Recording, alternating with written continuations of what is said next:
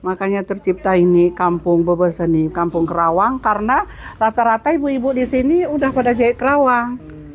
Udah ada pelatihan, saya suruh terus ikut belajar, jangan karena kita nggak bisa, kan harus pakai uang belajar ke luar.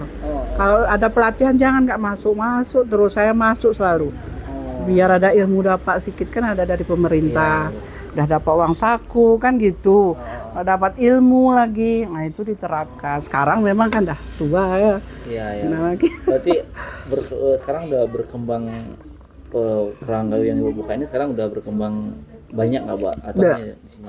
Di Bebeseni rata-rata keluaran dari sini. Oh iya. Semua ini dulu kerja sama kita, habis itu saya suruh buka karena kita pun kan janganlah kita kekang selalu anggotanya kan, biar dia pun berkembang, bikin brand apa, saya bilang kayak gitu, masing-masing kan rezeki masing-masing. Saya pun nggak tentu selamanya di sini karena udah tua kan gitu.